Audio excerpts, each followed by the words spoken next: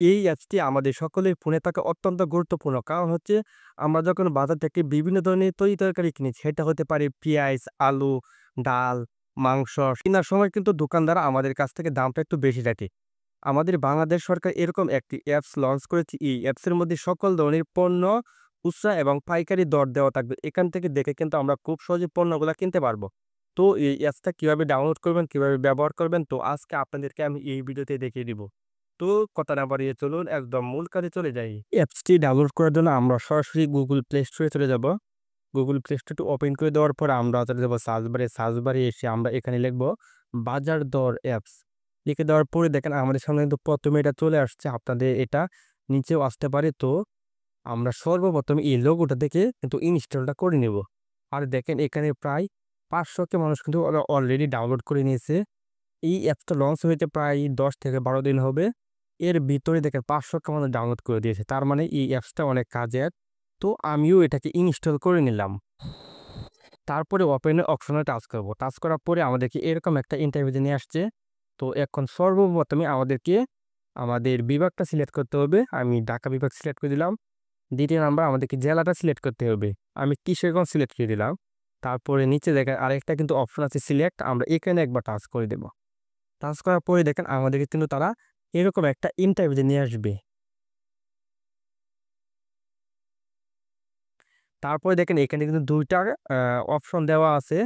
খাদ্য সামগ্রী আর হচ্ছে অন্যান্য। তো আমি আপনাদেরকে সর্বপ্রথমে খাদ্য সামগ্রী এটার বিষয়ে কথা বলব। তো আমি এখানে একবার টাচ করে দেব।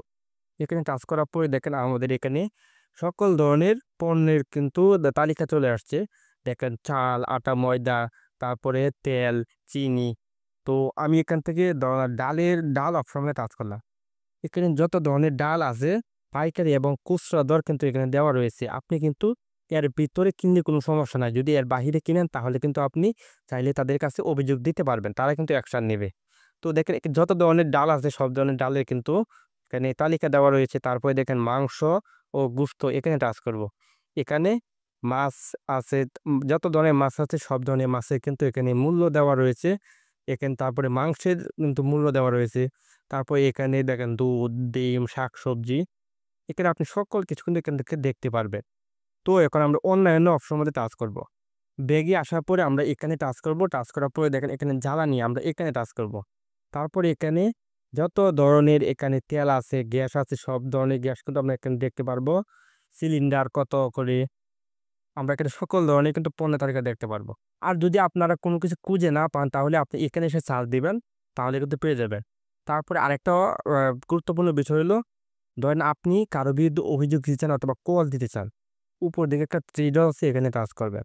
টাচ করার পরে দেখেন এখানে কিন্তু অনেকগুলো অপশন রয়েছে। সর্বপ্রথমে আছে অভিযোগ করুন। আপনার অভিযোগ যদি থাকে তাহলে অভিযোগ করতে পারেন। তাহলে জাতীয় ভোক্তা অধিকারে হটলাইন নাম্বারে কল দিতে পারেন। তারপরে তাদের ওয়েবসাইট আছে, আপনি ওয়েবসাইটে যাইতে পারেন। তারপরে যদি আপনার অ্যাপস আপডেট করার প্রয়োজন হয় তাহলে এখান থেকে অ্যাপস আপডেট করতে পারবেন। তো আশা করি আপনারা ভিডিওটা বুঝতে পেরেছেন। যদি ভিডিওটা আপনাদের কাছে ভালো লাগে তাহলে অবশ্যই ভিডিওতে লাইক করবেন এবং চ্যানেলটি সাবস্ক্রাইব করবেন। আর বিশেষ করে এই ভিডিওটা সকলের কাছে ছড়িয়ে দিবেন যাতে সকলেই এই অ্যাপসটি ব্যবহার করে অনেক উপকৃত হতে পারে।